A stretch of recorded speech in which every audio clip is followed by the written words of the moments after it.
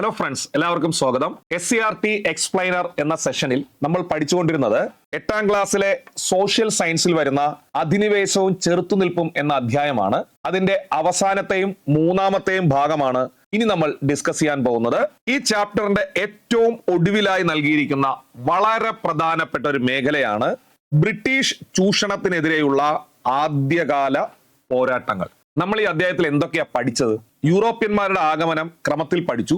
ഓരോ യൂറോപ്യന്മാരുടെ സംഭാവനകളും പഠിച്ചു. അതിൽ ഏറ്റവും ഒടുവിൽ നമ്മൾ പഠിച്ചു നിർത്തിയത് ഇംഗ്ലീഷ് ഈസ്റ്റ് ഇന്ത്യ കമ്പനിയും ഇന്ത്യയും എന്ന മേഖലയാണ്. അങ്ങനെ ഇന്ത്യയിലെ ഭരണകാര്യങ്ങളിൽ ഈസ്റ്റ് ഇന്ത്യ കമ്പനി ഇടപെടുകയും ഇന്ത്യയിൽ ബ്രിട്ടീഷ് ആധിപത്യം സ്ഥാപിക്കപ്പെടുകയും ചെയ്തു. അത് കഴിഞ്ഞ ക്ലാസ്സിൽ നമ്മൾ ഡിസ്കസ് ചെയ്തതാണ്. അങ്ങനെ ആധിപത്യം കൊണ്ടുവന്ന ബ്രിട്ടീഷ് ഭരണ സംവിധാനത്തിനെതിരെ ഇന്ത്യയിൽ നടന്ന ആദ്യകാല പോരാട്ടങ്ങൾ എന്തൊക്കെയാണെന്നാണ് ഈ അധ്യായത്തിന്റെ ഒടുവിൽ നൽകിയിരിക്കുന്നത്. ഉറപ്പായിട്ടും ഇനി വരാൻ പോകുന്ന PSC പരീക്ഷകളിൽ ഈ മേഖലയിൽ നിന്ന് 1 മാർക്ക് നമുക്ക് ഉറപ്പിക്കാം. അപ്പോൾ ബ്രിട്ടീഷ് ചൂഷണത്തിനെതിരെയുള്ള ആദ്യകാല പോരാട്ടങ്ങളുടെ ഒരു ചാർട്ട് നമുക്ക് പരിശോധിക്കാം. നോക്കൂ, സ്കൂൾ ടെക്സ്റ്റ് ബുക്കിൽ കൊടുത്തിരിക്കുന്നതാണ്. ബ്രിട്ടീഷ് വിരുദ്ധ കലാപങ്ങൾ. കലാപങ്ങളെ പ്രധാനമായിട്ടും 5 ആയിട്ടാണ് തിരിച്ചിരിക്കുന്നത്. കാർഷിക കലാപങ്ങൾ, ഗോത്ര കലാപങ്ങൾ, സൈനിക കലാപങ്ങൾ, സ്ത്രീ മുന്നേറ്റം, ജനകീയ കലാപം. കാർഷിക കലാപം, ഗോത്ര കലാപം, സൈനിക കലാപം, സ്ത്രീ മുന്നേറ്റം, ജനകീയ കലാപം. ഇതിൽ കാർഷിക കലാപത്തിൽ നമുക്ക് പഠിക്കാനുള്ളത് സന്യാസി ഫക്കീർ കലാപം, നീലം കർഷക കലാപം. അപ്പൊ ഇങ്ങനെ ചോദിക്കും, താഴെ കൊടുത്തിരിക്കുന്നവയിൽ കാർഷിക കലാപം ഏത്? നമ്മൾ ഡീറ്റെയിൽ ആയിട്ട് ഇനി പഠിക്കേ.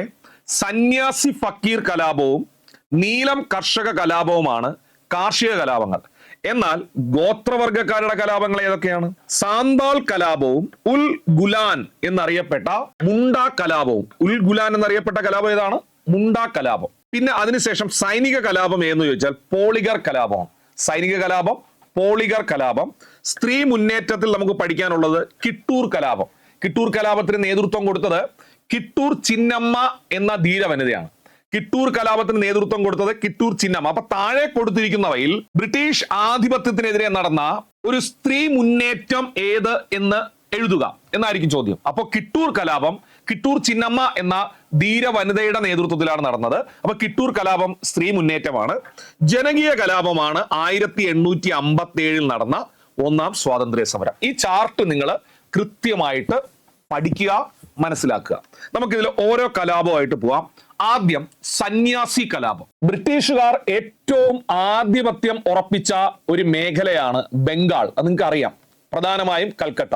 ബംഗാളിൽ ബ്രിട്ടീഷുകാർ ആധിപത്യം ഉറപ്പിച്ചതിനു ശേഷം കടുത്ത ക്ഷാമം ബംഗാൾ ജനതയ്ക്ക് നേരിടേണ്ടി വന്നു. ആ ക്ഷാമം നേരിടേണ്ടി വന്നത് ബംഗാളിലെ ഉയർന്ന വിഭാഗത്തിലുള്ള ആളുകൾക്കല്ല, പ്രധാനമായിട്ടും തൊഴിലാളികൾക്കും കർഷകർക്കുമാണ് ആ ബുദ്ധിമുട്ട് നേരിടേണ്ടി വന്നത്. അങ്ങനെ തൊഴിലാളികളും കർഷകരും സംഘടിച്ചുകൊണ്ട്, തൊഴിലാളികളും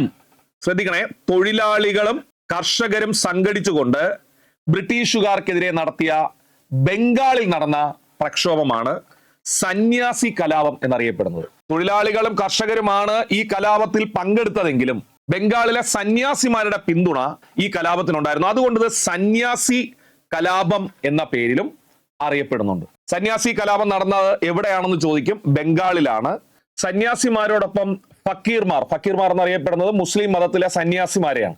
ഹിന്ദുമത സന്യാസിമാരോടൊപ്പം മുസ്ലിം ഫക്കീർമാർ ഇതിൽ പങ്കെടുത്തതിനാൽ സന്യാസി ഫക്കീർ കലാപം എന്നറിയപ്പെടുന്നു. 1760-ന് 1800-നും ഇടയ്ക്കാണ് സന്യാസി കലാപം നടന്നതായിട്ട് ചരിത്രത്തിൽ രേഖപ്പെടുത്തിയിരിക്കുന്നത്. 1760, 1800 പീരീഡിലാണ് സന്യാസി കലാപം രേഖപ്പെടുത്തിയിരിക്കുന്നത്. ടെക്സ്റ്റ് ബുക്കിൽ കൃത്യമായി വർഷം കൊടുക്കുന്നില്ല.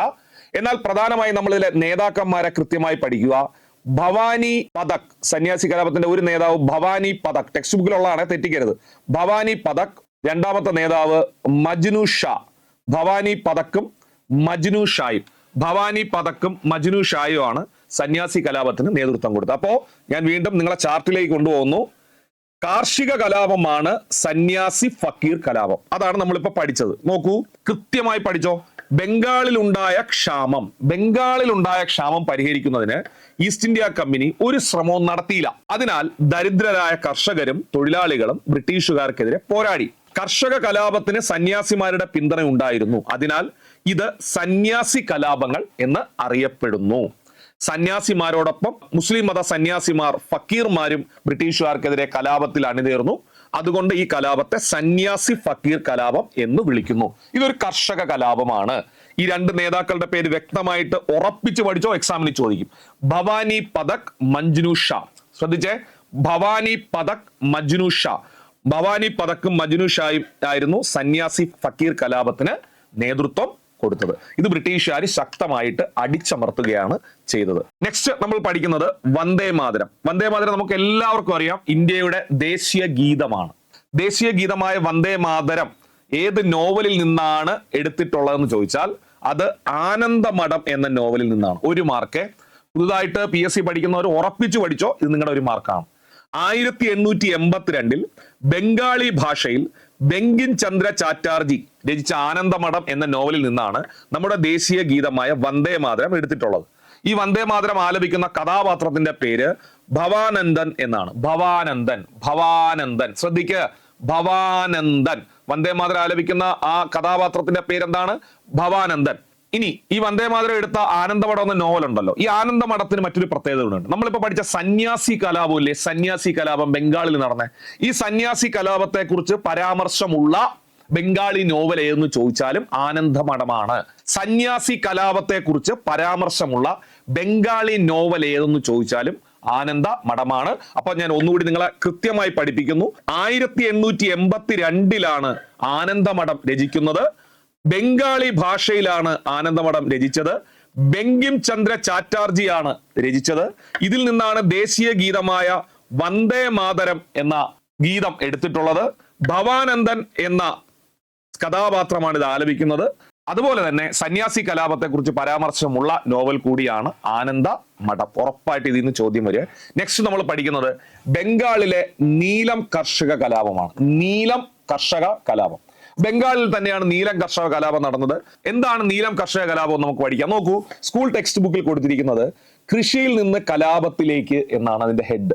ഫസ്റ്റ് പോയിന്റ്, ബ്രിട്ടീഷ് കൊളോണിയൽ ഭരണത്തിനെതിരെ നടന്ന ഏറ്റവും പ്രധാനപ്പെട്ട കാർഷിക കലാപമായിരുന്നു നീലം കർഷക കലാപം.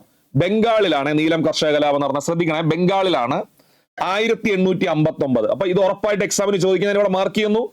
നീലം കർഷക കലാപം നടന്ന വർഷം 1859. നീലം കർഷക കലാപം നടന്ന വർഷം 1859. ഇതിന് കാരണമായ സാഹചര്യങ്ങൾ എന്താണ്?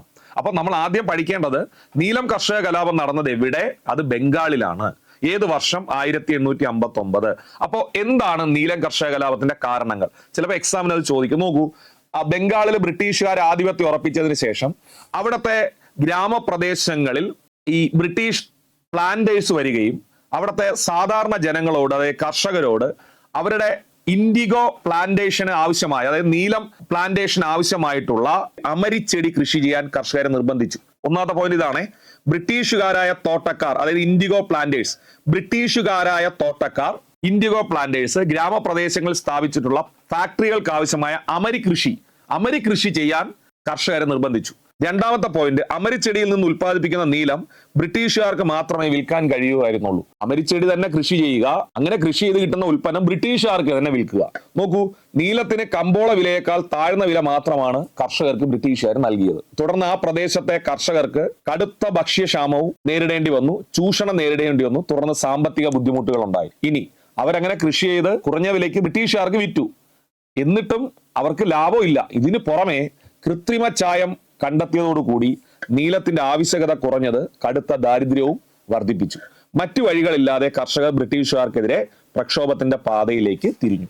വളരെ സിമ്പിളായിട്ട് പറഞ്ഞാൽ എങ്ങനെയാണ് നീലം കർഷക കലാപം ഉണ്ടായത്? ബ്രിട്ടീഷുകാരായ ഇൻഡിഗോ പ്ലാന്റേഴ്സ് ഇല്ലേ, അവര് ബംഗാളിലെ ഗ്രാമപ്രദേശങ്ങളിൽ സ്ഥാപിച്ചിട്ടുള്ള ഫാക്ടറികൾക്ക് ആവശ്യമായ അമരി ചെടി കൃഷി ചെയ്യാൻ സാധാരണ കർഷകരെ നിർബന്ധിച്ചു. അങ്ങനെ അവർ നിർബന്ധിതരായി അവര് അമരിച്ചെടിയിൽ നിന്ന് ഉൽപ്പാദിപ്പിക്കുന്ന നീലം ബ്രിട്ടീഷുകാർക്ക് മാത്രമേ വിൽക്കാൻ പാടുള്ളൂ എന്ന് നിബന്ധന വെച്ചു.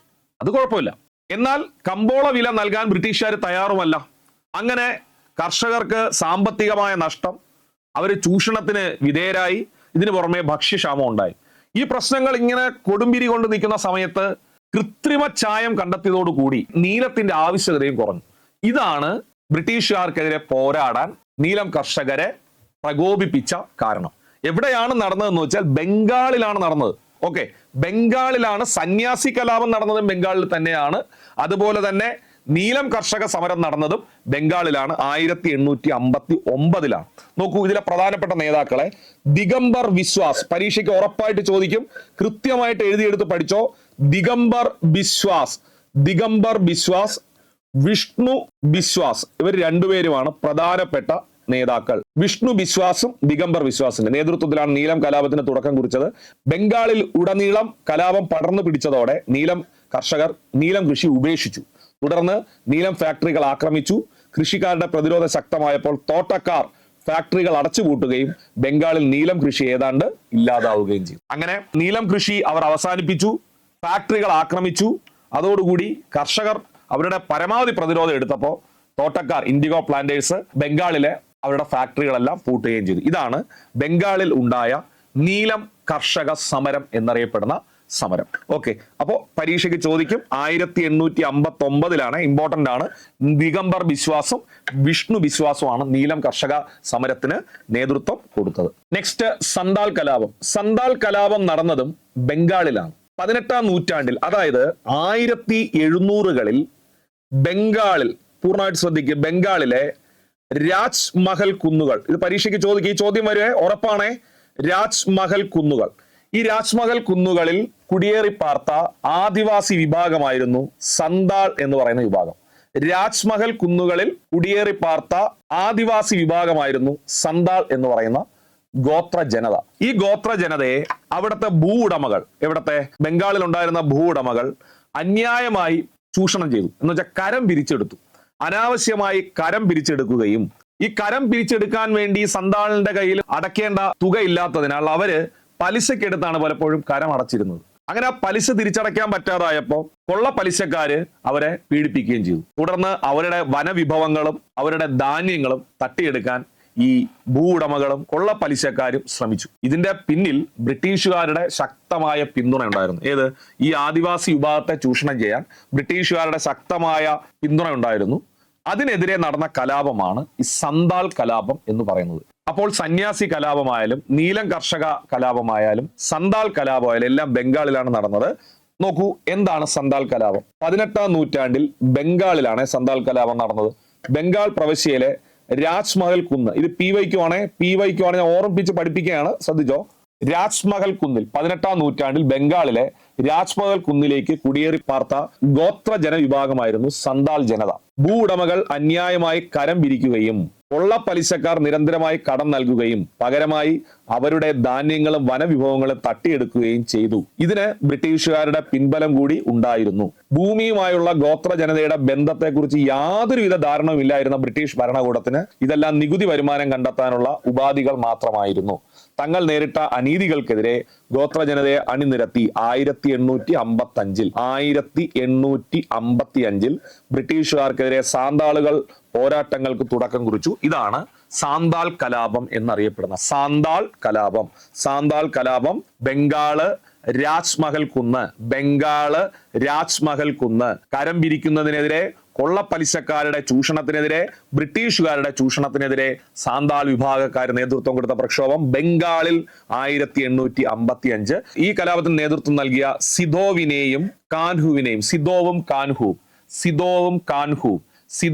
കാൻഹുവും സാന്താൾ കലാപത്തിന്റെ നേതാക്കൾ. ഓരോ കലാപത്തിന്റെ നേതാക്കന്മാരെ ഞാൻ കൃത്യമായി പഠിപ്പിച്ചു. ചേരുംപടി ചേർക്കുക, തെറ്റായ ജോഡി, ഇങ്ങനെയൊക്കെ പരീക്ഷയ്ക്ക് ചോദ്യം വരാം. അതുകൊണ്ട് ഓരോ കലാപത്തിന്റെ വർഷവും, അത് എവിടെ നടന്നു, അതിന് നേതൃത്വം കൊടുത്ത ആരൊക്കെ എന്നൊക്കെ ഉറപ്പായിട്ട് പഠിച്ചിരിക്കുക. സാന്താൾ കലാപത്തിന് നേതൃത്വം കൊടുത്ത സിദോവിനെയും കാൻഹുവിനെയും ബ്രിട്ടീഷുകാര് വധിച്ചു.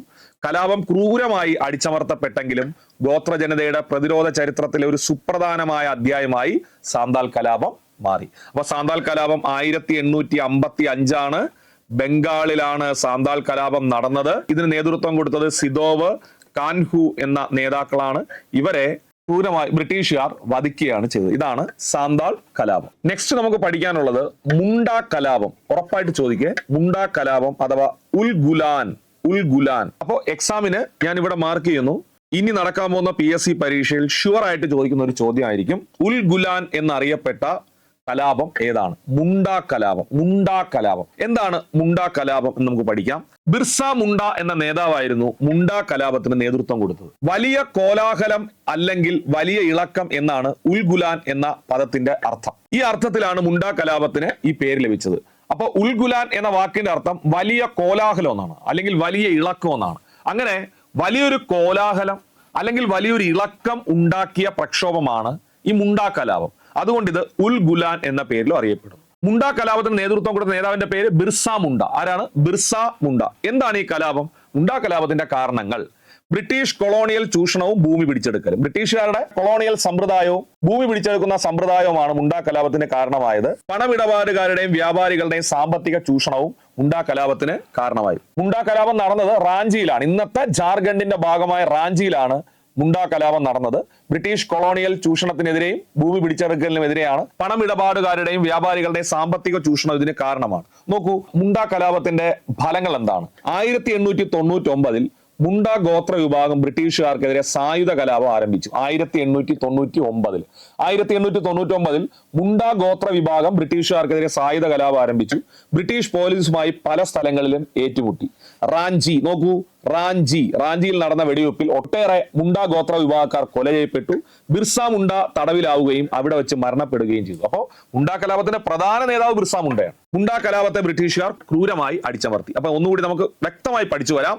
മുണ്ട കലാപം നടന്നത് റാഞ്ചി എന്ന് പറയുന്ന സ്ഥലത്താണ്. ടെക്സ്റ്റ് ബുക്ക് പ്രകാരം 1899 റാഞ്ചിയിൽ ഈ തിരിച്ചടി ബ്രിട്ടീഷുകാർക്കെതിരെ ഉണ്ടാവുന്നത് എന്ന് കൃത്യമായി നൽകിയിട്ടുണ്ട്. ഇതിനെ നേതൃത്വം കൊടുത്തത് ബിർസ മുണ്ട എന്ന നേതാവാണ്. ബ്രിട്ടീഷുകാരുടെ കൊളോണിയൽ ചൂഷണവും ഭൂമി പിടിച്ചെടുക്കുന്ന സംവിധാനത്തിനുമെതിരെയാണ് പ്രധാനമായും ഈ കലാപം നടന്നത്.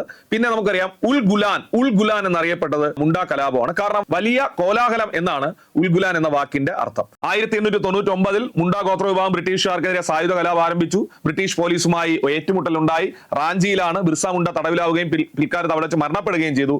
മുണ്ട കലാപത്തെ ബ്രിട്ടീഷുകാർ ക്രൂരമായി അടിച്ചമർത്തി. ഇനി ടെക്സ്റ്റ് ബുക്കിൽ വളരെ പ്രാധാന്യത്തോട് കൊടുത്തിരിക്കുന്നതാണ് ബിർസ മുണ്ട. ഇമ്പോർട്ടന്റ് ആണ് ബിർസ മുണ്ട. ബിർസ മുണ്ട നേതൃത്വം കൊടുത്താണ് മുണ്ട കലാപം. നോക്കൂ, ബിർസ മുണ്ടയുടെ ജന്മദിനമായ നവംബർ 15 ജൻജാതീയ ഗൗരവ് ദിവസ്, ഗോത്രാഭിമാന ദിനമായി ആചരിക്കുന്നു. ഞാൻ ഇവിടെ മാർക്ക് ചെയ്യുന്നു. ഷുവർ ആയിട്ട് നിങ്ങൾക്ക് ഒരു മാർക്ക് കിട്ടും. ഉറപ്പായിട്ട് വരാൻ പോകുന്ന PSC പരീക്ഷകളുടെ ചോദ്യമാണ്. ഗോത്രാഭിമാന ദിനമായി ആചരിക്കുന്നത് ആരുടെ ജന്മദിനമാണ്? ശ്രദ്ധിക്ക്, ഗോത്രാഭിമാന ദിനമായി ആചരിക്കുന്നത് ആരുടെ ജന്മദിനമാണ്? ബിർസ മുണ്ട. ഗോത്രാഭിമാന ദിനം എന്നാണ്? നവംബർ 15. ഗോത്രാഭിമാന ദിനം എന്നാണ്? നവംബർ 15. ജൻജാതീയ ഗൗരവ് ദിവസ് എന്നും അറിയപ്പെടും. ജൻജാതീയ ഗൗരവ് ദിവസ് എന്നറിയപ്പെടുന്ന ഗോത്രാഭിമാന ദിനം നവംബർ 15 2021 മുതലാണ് ആചരിക്കുന്നത്. 2021 തൊട്ട് ഇന്ത്യൻ പാർലമെന്റിൽ ഛായാചിത്രം സ്ഥാപിച്ച് ആദരിക്കപ്പെട്ടിട്ടുള്ള ഏക ഗോത്രവർഗ ജനതയുടെ നേതാവാണ് ബിർസ മുണ്ട. ഇന്ത്യയുടെ പാർലമെന്റിൽ ഛായാചിത്രം ആദരിക്കപ്പെട്ടിട്ടുള്ള ഏക ഗോത്രവർഗ ജനതയുടെ നേതാവ് ബിർസ മുണ്ടയാണ്. ബിർസ മുണ്ടയെ കേന്ദ്ര കഥാപാത്രമാക്കി ഇക്ബാൽ ദുറാനി രചിച്ച കൃതിയാണ് ഗാന്ധി സെ പഹലെ ഗാന്ധി. ഗാന്ധി സെ പഹലെ ഗാന്ധി ആരെ കുറിച്ചുള്ള പുസ്തകമാണ്? ബിർസ മുണ്ടെ. ഗാന്ധി സെ പഹലെ ഗാന്ധി ആരെ കുറിച്ചുള്ള പുസ്തകമാണ്? ബിർസ മുണ്ടെ. ബിർസ മുണ്ടയെ കേന്ദ്ര കഥാപാത്രമാക്കി മഹാശ്വേത ദേവി രചിച്ച കൃതിയാണ് ആരണ്യർ അധികാർ. അപ്പൊ നോക്കൂ, എന്ത് ഇമ്പോർട്ടന്റ് ആയിട്ടാണ് ബിർസ മുണ്ടയെ കുറിച്ച് ടെക്സ്റ്റ് ബുക്കിൽ കൊടുത്തിരിക്കുന്നത്. ഒന്നുകൂടി ഞാൻ പറയുന്നു, മുണ്ട കലാപത്തിന് നേതൃത്വം കൊടുത്ത വ്യക്തിയാണ് ബിർസ മുണ്ട. ബിർസ മുണ്ടയുടെ ജന്മദിനം നവംബർ 15 ജൻജാതീയ ഗൗരവ് ദിവസമായിട്ട് ഇത് ആചരിക്കുന്നു. ഗോത്രാഭിമാന ദിനം എന്ന് പറയുന്നു. 2021 മുതലാണ് നവംബർ 15 ഗോത്രാഭിമാന ദിനമായി ആചരിക്കുന്നത്. ഇന്ത്യൻ പാർലമെന്റിൽ ഛായാചിത്രം സ്ഥാപിച്ച് ആദരിക്കപ്പെട്ടിട്ടുള്ള ഏക ഗോത്ര ജനതയുടെ നേതാവാണ് ബിർസ മുണ്ട. ബിർസ മുണ്ടയെ കേന്ദ്ര കഥാപാത്രമാക്കി ഇക്ബാൽ ദുറാനി, പേര് ഫോക്കസ് ചെയ്യ്, ഇക്ബാൽ ദുറാനി രചിച്ച കൃതിയാണ് ഗാന്ധി സെ പഹലെ ഗാന്ധി. ഗാന്ധി സെ പഹലെ ഗാന്ധി. മഹാശ്വേത ദേവിയുടെ കൃതിയാണ് ആരണ്യർ അധികാർ. ഏതാണ്? ആരണ്യർ അധികാർ. അപ്പൊ ഇനി വരാൻ പോകുന്ന പരീക്ഷകളിൽ നമുക്ക് മാർക്ക് നൽകുന്ന വളരെ പ്രധാനപ്പെട്ട ഒരു വ്യക്തിത്വമാണ് ബിർസ മുണ്ട. മുണ്ട കലാപത്തിന് നേതൃത്വം കൊടുത്തത്. അടുത്തത് പൊളിഗർ കലാപം. പൊളിഗർ കലാപം നടന്നത് തമിഴ്നാട്ടിലാണ്. പൊളിഗർ കലാപം നമ്മൾ എല്ലാവരും കേട്ടിട്ടുള്ള വീരപാണ്ഡ്യ കട്ടബൊമ്മൻ ആണ് പൊളിഗർ കലാപത്തിന് നേതൃത്വം കൊടുത്തത്. അപ്പൊ പൊളിഗർ കലാപം നടന്നത് തമിഴ്നാട്ടിലാണ്. ബ്രിട്ടീഷുകാർക്കെതിരെ തമിഴ്നാട്ടിൽ നടന്ന ഒരു സൈനിക കലാപമായിട്ട് നമുക്ക് പൊളിഗർ കലാപത്തെ കാണാം. അപ്പൊ നമുക്ക് പൊളിഗർ കലാപത്തിലേക്ക് പോവാം. നോക്കൂ, പാളയം എന്ന് പറഞ്ഞാൽ സൈനികരുടെ താവളം എന്നാണ് മീനിങ്. പാളയം അഥവാ സൈനിക താവളം എന്ന അർത്ഥം വരുന്ന പാളയക്കാർ എന്ന തമിഴ് പദത്തിൽ നിന്നാണ് പൊളിഗർ എന്ന ഇംഗ്ലീഷ് പദം ഉണ്ടായത്. പൊളിഗർ എന്ന് പറഞ്ഞാൽ പാളയക്കാർ എന്ന് പറഞ്ഞാൽ തമിഴ് പദത്തിൽ നിന്നാണ് ഉണ്ടായത്. ഈ പാളയം എന്ന് പറഞ്ഞാൽ എന്താണ്? സൈനികരുടെ താവളം എന്നാണ്. പാളയം എന്ന സ്ഥലത്തിന്റെ അർത്ഥം സൈനികരുടെ താവളം എന്നാണ്. പാളയക്കാർ എന്ന തമിഴ് പദത്തിൽ നിന്നുണ്ടായതാണ് പൊളിഗർ എന്ന് പറയുന്ന ഇംഗ്ലീഷ് പദം. നോക്കൂ, ഇതിന് നേതൃത്വം കൊടുത്ത ആരാണ്? വീരപാണ്ഡ്യ കട്ടബൊമ്മനും മരുതു പാണ്ഡ്യ സഹോദരന്മാരും ബ്രിട്ടീഷുകാർക്കെതിരെ നടത്തിയ പോരാട്ടമായിരുന്നു പൊളിഗർ കലാപം. ഒന്നുകൂടി ശ്രദ്ധിച്ചോ, പൊളിഗർ കലാപത്തിന് നേതൃത്വം കൊടുത്ത ആരൊക്കെ? വീരപാണ്ഡ്യ കട്ടബൊമ്മനും മരുതു പാണ്ഡ്യ സഹോദരന്മാരും നേതൃത്വം കൊടുത്തതാണ് പൊളിഗർ കലാപം. ബ്രിട്ടീഷുകാർ നിലവിലുള്ള നികുതി വർദ്ധിപ്പിച്ചു. എന്തിനാണ് പൊളിഗർ കലാപം നടന്നത്? നികുതി വിഷയം തന്നെയാണ്. ബ്രിട്ടീഷുകാർ നിലവിലുള്ള നികുതി വർദ്ധിപ്പിച്ച് ജനങ്ങളെ ബുദ്ധിമുട്ടിച്ചതും കട്ടബൊമ്മൻ ഈ നികുതി പിരിവിനെ ചോദ്യം ചെയ്തതുമാണ് വീരപാണ്ഡ്യ കട്ടബൊമ്മനും ശിവഗംഗയിലെ പൊളിഗർമാരായ പൊളിഗർമാർ എന്ന് പറയുന്നത് സൈനികരാണ്. പൊളിഗർമാരായ മരുതു പാണ്ഡ്യ സഹോദരന്മാരും ബ്രിട്ടീഷുകാർക്കെതിരെ പോരാടിയതിന്റെ പ്രധാന കാരണം. അപ്പോ പൊളിഗർ കലാപത്തിന്റെ കാരണം നികുതി തന്നെയാണ്. ഉയർന്ന നികുതിയാണ് പൊളിഗർ കലാപത്തിന്റെ കാരണം. അത് ചോദ്യം ചെയ്ത തമിഴ് നേതാവാണ് വീരപാണ്ഡ്യ കട്ടബൊമ്മൻ. അദ്ദേഹത്തെ സപ്പോർട്ട് ചെയ്ത് ശിവഗംഗയിലെ പൊളിഗർമാരായ മരുതു പാണ്ഡ്യ സഹോദരന്മാരാണ്. അവർ ബ്രിട്ടീഷുകാർക്കെതിരെ പോരാട്ടം നടത്തി. ജനങ്ങളുടെ സംരക്ഷകനായ കട്ടബൊമ്മൻ ബ്രിട്ടീഷുകാർക്ക് കീഴടങ്ങാൻ തയ്യാറാകാതെ മരുതു പാണ്ഡ്യ സഹോദരന്മാരോടൊപ്പം പോരാടി വീരമൃത്യു വരിക്കുകയാണ്. ഇങ്ങനെ ശക്തമായ പോരാട്ടം നടത്തിയ കട്ടബൊമ്മനും അതുപോലെ മരുതു പാണ്ഡ്യ സഹോദരന്മാരും ബ്രിട്ടീഷുകാർക്കെതിരെ ശക്തമായ പോരാടി വീരമൃത്യു വരിക്കുകയാണ് ചെയ്തത്. നെക്സ്റ്റ്, ആറ്റിങ്ങൽ കലാപം. കേരളത്തിൽ ബ്രിട്ടീഷുകാർക്കെതിരെ നടന്ന ആദ്യത്തെ സംഘടിത കലാപമാണ് ആറ്റിങ്ങൽ കലാപം. ആറ്റിങ്ങൽ കലാപം നടന്ന വർഷം 1721 ഏപ്രിൽ മാസം 15-ാം തീയതിയാണ് ആറ്റിങ്ങൽ കലാപം നടക്കുന്നത്. ബ്രിട്ടീഷുകാർ അഞ്ചുതെങ്ങ് എന്ന അവരുടെ കോട്ട കേന്ദ്രീകരിച്ചുകൊണ്ട് കുരുമുളക് വ്യാപാരത്തിന്റെ കുത്തക, ആ പോയിന്റ് എല്ലാവരും ഫോക്കസ് ചെയ്തോ. കുരുമുളക് വ്യാപാരത്തിന്റെ കുത്തക, വേണാട് എന്ന് പറയുന്ന നാട്ടുരാജ്യമാണെന്നുള്ളത്. അന്ന് കുരുമുളക് വ്യാപാരത്തിന്റെ കുത്തക ബ്രിട്ടീഷുകാർ സ്വന്തമാക്കാൻ ശ്രമിച്ചതും അതുപോലെ തന്നെ എല്ലാ വർഷവും വേണാട്ടിലെ ഭരണാധികാരിക്ക് ബ്രിട്ടീഷുകാര് പാരിതോഷികങ്ങൾ നൽകുമായിരുന്നു. വേണാട് ഭരണാധികാരിക്ക് ബ്രിട്ടീഷുകാര് പാരിതോഷികങ്ങൾ നൽകുമായിരുന്നു. പക്ഷേ അവിടുത്തെ പ്രമാണിമാർ, അതായത് വേണാട്ടിലെ പ്രമാണിമാർ അല്ലെങ്കിൽ പ്രാദേശിക നേതാക്കൾ ഇങ്ങനെ ബ്രിട്ടീഷുകാര് വേണാട് ഭരണാധികാരിക്ക് പാരിതോഷികം നൽകുന്നതിനോട് താല്പര്യം കാണിച്ചില്ല. അവർ പറഞ്ഞത്, നിങ്ങൾക്ക്, അതായത് ബ്രിട്ടീഷുകാർക്ക് വേണാട്ടിലെ ഭരണാധികാരിക്ക് എന്തെങ്കിലും സമ്മാനമോ പാരിതോഷികമോ കൊടുക്കണമെങ്കിൽ നിങ്ങൾ അത് പ്രമാണിമാരെ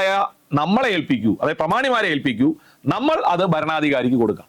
അങ്ങനെ പാരിതോഷിക വിഷയം ഒരു പ്രശ്നമായിരുന്നു. പിന്നെ കുരുമുളക് വ്യാപാരത്തിൽ ബ്രിട്ടീഷുകാരെ അഴിമതി കാണിച്ചു എന്ന് ആരോപിക്കപ്പെടുകയും ചെയ്തു. ഇങ്ങനെ വലിയൊരു പ്രശ്നം നിലനിൽക്കുന്ന സാഹചര്യത്തിൽ അന്ന് വേണാടിലെ ഭരണാധികാരിക്ക് ഈ പാരിതോഷികം കൊടുക്കാനായിട്ട് പ്രമാണിമാർ ഒരുപാട് തവണ എതിർത്തുകൊണ്ടിരിക്കുന്നതാണ്, പാരിതോഷികം കൊടുക്കരുത്, നേരിട്ട് കൊടുക്കരുതെന്ന്. പക്ഷെ ഇത് വകവയ്ക്കാതെ ബ്രിട്ടീഷുകാര് വേണാട് ഭരണാധികാരിക്ക് പാരിതോഷികം കൊടുക്കാനായി പോവുകയും ആ പോയ ബ്രിട്ടീഷുകാരെ പ്രാദേശികവാസികളായ വേണാട്ടിലെ പ്രമാണിമാരും മറ്റു നേതാക്കളും ചേർന്ന് വധിക്കുകയും ചെയ്തു. ഇത് ബ്രിട്ടീഷുകാർക്കെതിരെ കേരളത്തിൽ നടന്ന ആദ്യത്തെ സംഘടിത കലാപമായി കണക്കാക്കുന്നു. ഇതാണ് ആറ്റിങ്ങൽ കലാപം. മിക്കവാറും എല്ലാ പരീക്ഷയിലും കേരള ഹിസ്റ്ററിയിൽ ആറ്റിങ്ങൽ കലാപം ചോദിക്കാറുണ്ട്. ആറ്റിങ്ങൽ കലാപം നടന്ന വർഷം 1721 ഏപ്രിൽ 15. നോക്കൂ, വളരെ ഇമ്പോർട്ടന്റ്. ടെക്സ്റ്റ് ബുക്കിൽ കൊടുത്തിരിക്കുന്നത് ഇങ്ങനെയാണ്: ഇന്ത്യയിൽ ബ്രിട്ടീഷുകാർക്കെതിരെ നടന്ന ആദ്യകാല സംഘടിത കലാപമായിരുന്നു 1721 ആറ്റിങ്ങൽ കലാപം. ഓക്കെ, ബ്രിട്ടീഷുകാർ, പോയിന്റ് ശ്രദ്ധിക്കുക, ഇതാണ് ചോദ്യം കേട്ടോ, നിങ്ങളുടെ മാർക്കാണ്. എന്തുകൊണ്ട് ആറ്റിങ്ങൽ കലാപം നടന്നു? കുരുമുളക് വ്യാപാരവുമായി ബന്ധപ്പെട്ടതും ആഭ്യന്തര ഭരണ വിഷയങ്ങളിൽ ഇടപെട്ടതുമാണ് കലാപത്തിന് കാരണം. ആര്? ബ്രിട്ടീഷുകാർ കുരുമുളക് വ്യാപാരവുമായി ബന്ധപ്പെട്ടതും ആഭ്യന്തര ഭരണ വിഷയങ്ങളിൽ ഇടപെട്ടതുമാണ് ആറ്റിങ്ങൽ കലാപത്തിന് കാരണം. ഭരണാധികാരിയായിരുന്ന ആറ്റിങ്ങൽ റാണിക്ക് ഓരോ പുതുവർഷത്തിലും പാരിതോഷികങ്ങൾ നൽകുന്ന പതിവ് 1721 ആവർത്തിക്കാനായി ബ്രിട്ടീഷുകാർ ശ്രമിച്ചു. പാരിതോഷികം നൽകരുതെന്ന് പ്രമാണിമാരും പ്രാദേശിക നേതാക്കളും പറഞ്ഞിരിക്കുന്നു. പക്ഷെ അത് അനുസരിക്കാതെ ബ്രിട്ടീഷുകാർ വീണ്ടും പാരിതോഷികം നൽകാൻ ശ്രമിച്ചു. എന്നാൽ ഇത് ഏതെങ്കിലും തരത്തിലുള്ള അപായത്തിന് കാരണമാകുമെന്ന് ഭയന്നതിനാൽ ചില നാട്ടുപ്രമാണിമാർ എതിർത്തു. പാരിതോഷികം നൽകുന്നത്. നാട്ടുപ്രമാണിമാർ മുഖേന മാത്രം പാരിതോഷികങ്ങൾ നൽകിയാൽ മതി എന്ന അവരുടെ അഭിപ്രായത്തെ വകവയ്ക്കാതെ ഗിഫോർഡ് എന്ന് പറയുന്നത്, അന്ന് അഞ്ചുതെങ്ങ് കോട്ട ഉണ്ട് ബ്രിട്ടീഷുകാരുടെ. ബ്രിട്ടീഷ് കോട്ടയുടെ മേധാവിയുടെ പേരാണ് ഗിഫോർഡ്.